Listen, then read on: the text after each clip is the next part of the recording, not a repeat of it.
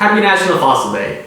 I'm Adam, a 900-hour AmeriCorps member here at Makoshika, and I have a fun fossil activity that we can do together. And you can do it at home when you find ingredients that are probably around your house. To start off with, you will need a cup of flour. I prefer wheat flour because it's got the color that looks like sediment, but you can use white flour as well. Iodized salt will be needed as well. Now, when making a fossil, salt really isn't part of the process, but for this activity, it's going to help us. Water is our last ingredient, and water is actually a very important ingredient when you're making a fossil. It helps get those minerals through the bones. But in this case, it's going to help everything stick together. So we're going to put all the ingredients, the flour, the salt, and the water into our tub. And make sure you have something that you can mix everything in. It will make a lot less of a mess, and your parents will probably be happier for that.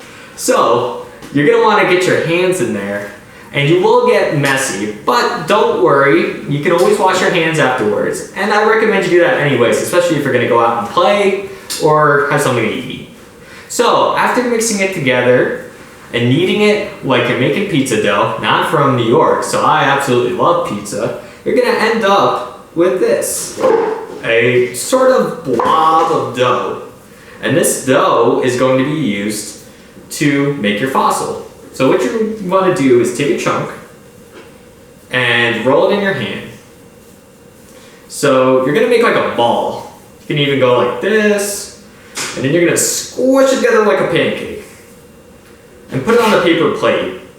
Try not to put it on a surface that you don't want it to stick to, because it'll dry into your fossil and it'll make it much more difficult to get it off. So I prefer paper plates.